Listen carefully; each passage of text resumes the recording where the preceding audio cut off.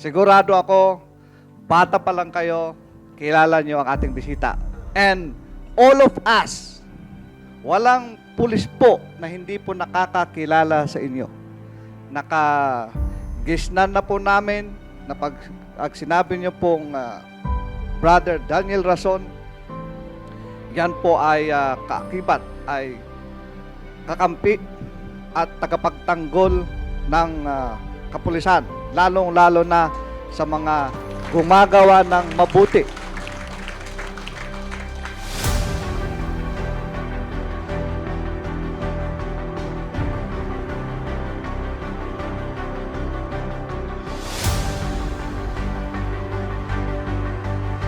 Pinagdadaanan ng PNP, bihira po yung katulad nyo na nakaka-appreciate pa rin at handang tumulong po sa buong kapulisan po.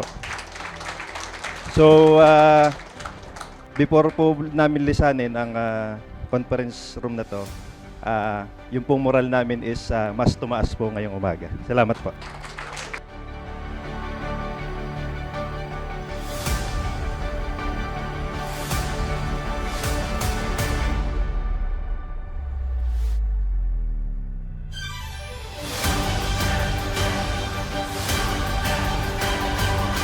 Gagrab ko po itong opportunity pong ito na una-una para po magpasalamat po sa inyo at sa bumubuo po ng MCGI at sa kay Brother Eli Soriano po dahil sa inyo pong tulong yung ating pong pananampalataya sa Panginoong Hesukristo po ay tumatag. Maraming salamat po.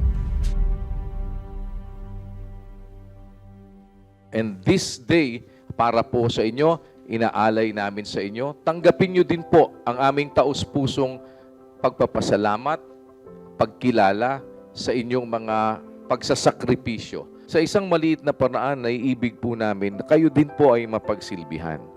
Kami po sa Members Church of God International o MCGI, ngayon po na ako isang maliit na tagapaglingkod sa kanila, ang prinsipyo pong daladala namin ay gumawa ng mabuti sa lahat.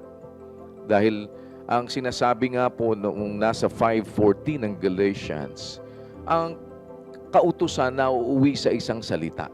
Sabi, iibigin mo ang inyong kapwa na gaya ng inyong sarili. Ang lundo po ng ating mga pagsisilbi sa Panginoon, ang una sa lahat, iibigin mo ang Diyos, ang sabi sa Matthew. Buong puso mo, ang sabi dyan sa 37, buong kaluluwa mo, buong pag-iisip mo. Ito ang dakila at pangunang utos. Pero ang ikalawa na kagaya nito, yun pong pag sinabing katulad nito, yun yung kapareho nung ibigin mo ang Diyos ng buong puso mo. Ibigin mo ang iyong kapwa na gaya ng iyong sarili.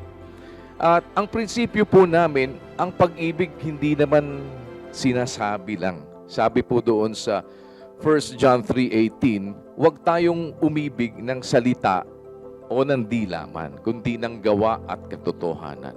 Nung sabihin nga kanina ni Colonel Monte na tagapagtanggol ako ng mga pulis, parang natuwa ako dahil hindi ko naman po dahil gustong akuin yung at least somehow siguro naramdaman ko na naramdaman nila one way or the other na mayroon po din akong puso na matulungan ang ating mga alagad ng batas. Na bilang mga miyembro ng Pambansang Pulisya, kayo naman po ang aming mapagsilbihan na mauna. Kaya po ang araw na ito ay dedicated sa inyo at sa inyong pamilya.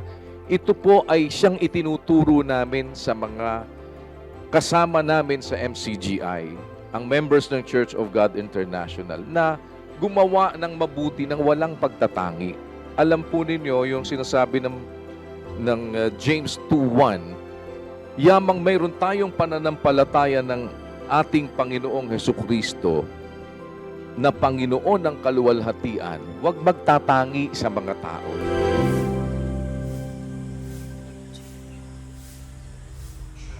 First time, ito yung pinakamalaking medical mission na naranasan namin at dito sa aming PPO mismo, ginanap.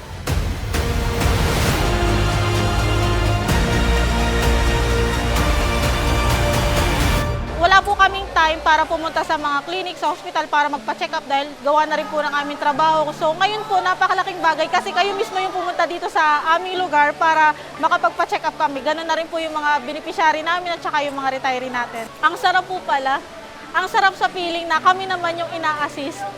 Bagamat kami nag-a-assist din, pero ngayon kami naman po yung ina-assist. Hindi lang po kami, pati na rin yung mga beneficiary namin, mga dependents namin at saka yung mga retiree. Ang sarap po pala sa feeling ng tumulong at tinutulungan. Maraming salamat po sa tulong at saka sa suporta na ibinigay nyo sa amin. Napakalaking biyaya at blessing po nito para sa amin. Hindi lang po para sa aming mga nasa serbisyo, ganun na rin po sa aming mga dependents, beneficiary at yung ating mga kasamahan na mga nag-retired na bagamat sila ay retired na, nabiyayaan din po sila ng pagkakataon na ma-check up at saka mabiyayaan ng wheelchair. Nakikita mo pa lang po na nagpapasalamat yung mga PNP, yung kinakamayan niya yung kuya. Sobrang, sa part pa lang po na nagpapasalamat na po talaga ako sa Diyos. I've never been more proud. Parang lagi po ganun eh. Especially now. Nakikita ko po yung lawak ng gawain na binabanggit nila kay kuya habang nandun po sila sa conference hall. Hawa tulong po ng Diyos na gagawa po yun ng iglesia. Sobrang proud po na si kuya ang ating taga-akay. Nung nakikita ko po si kuya kanina sa conference hall, talagang lahat po ng request kinukuha niya. Habang nakikita ko pong gumagawa si kuya, na-inspire po ako na pwede pala yun, lahat ng request tanggapin natin hanggat kaya at hanggat kaya. Mabigay po natin sa mga nangangailangan, sa mga kapulisan, kung ano po yung mga request po nila. Sa atin po Kuya Daniel, maraming salamat po sa Diyos at nabisita niyo po kami dito. Wala pong katumbas na ligaya na makita po kayo. Yung pong pinaka-primary objective po nun na yung paghahayag po ng salita ng Diyos was being put into action, hindi yung salita lang, di ba?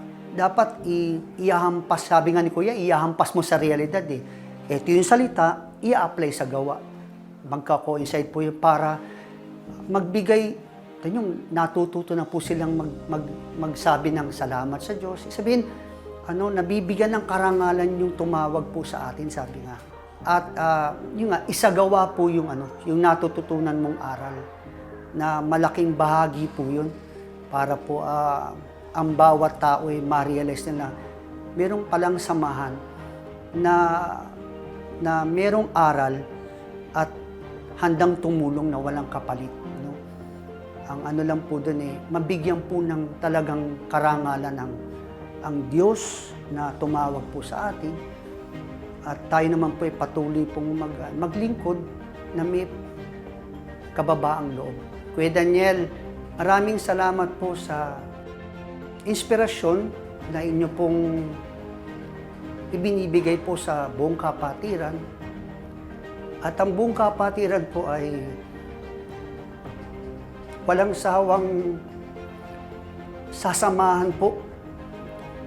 Ito pong adikain na to upang sa gayon po ay una sa lahat ay mabigyan po natin ng karangalan ng tumawag sa atin at maipadama po sa kapwa-tao ang pag-ibig ng Diyos. I will take this opportunity na magpasalamat dahil nung nasign ako ng Bicol, we are conducting the RPSB doon sa Dumagmang. One of our great partner is MCJ po. So sila po yung partner ng namin sa Dumagmang para maiabot yung mga kailangan doon. So napakalaking tulong ng MCJ po. So I'll take this opportunity na on behalf of our unit, magpasalamat sa inyo. Thank you. Salamat po sa inyong buhay at kami po ay inyong napapamahagihan ng inyong pagmamahal.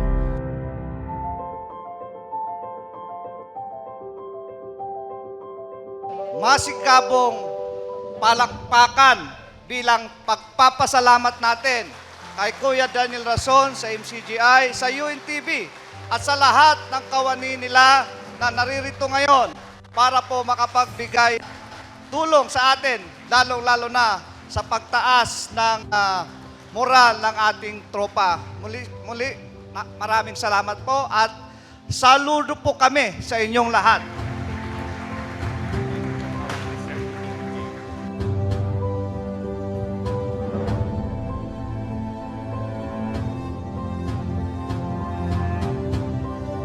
Bagamat hindi namin matanggal, Kuya Daniel, masabing share. Yun pong pagtatawag namin share po sa inyo ay yun po ang pinakamataas, kapareho po ng saludo, pinakamataas po na pag-appreciate nyo sa nagawa ninyo sa aming mga kapulisan. Yung pagkilala nyo sa mga magandang nagawa ng ating kapulisan, yung pag-amplify nyo sa mga aktibidad o sa mga good deeds na ginagawa ng ating mga kapulisan ay napakalaking bagay po. At saka sa kawani naman at bumubuo ng MCGI, maraming salamat din po dahil yung efforts nyo nito ay overwhelmed kami kanina. Inaasahan namin yung two-way, yung inaasahan namin sana nausapan kanina. Kaya lang, more on naging one-way. Napakalaking ako mismo. 28 years in service na, bihira o halos masasabi ko, ngayon nga lang ako makakita ng ganyan na yung dumating na grupo, personalidad na magbibigay ng tulong o kolaborasyon ay nakita natin, ramdam namin yung walang bahid, dungis na pakikipagkapwa-tao, yung pagtulong sa kapwa. Kaya saludo po kami ang buong Quezon PPO kay Sir Kuya Daniel Rason at sa bumubuo po ng MCGI.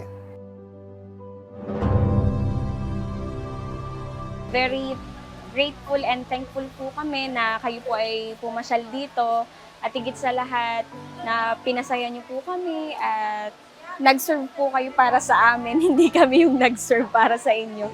So, yun po, nagpapasalamat po kami sa lahat ng tulong nyo, sa blessings, at naniniwala po ako na ang Lord ang magbibigay, ang magbabalik ng mga blessings. Tuloy-tuloy po ito. At kami po sa aming bahagi, mga tao din po kami nagkakamali. We recognize that as well. At ang amin po ay hanapin kung ano ang mabuti at laging maging supportive sa lahat ng mga kabutihan na ginagawa ng ating mga kapwa-tao. Kaya once again, allow me in behalf po ng members ng Church of God International as well as ng pamunuan po ng UNTV na magpasalamat sa inyo at siguraduhin sa inyo nakakampi nyo kami sa lahat ng mabuti. To God be the glory po. Salamat po.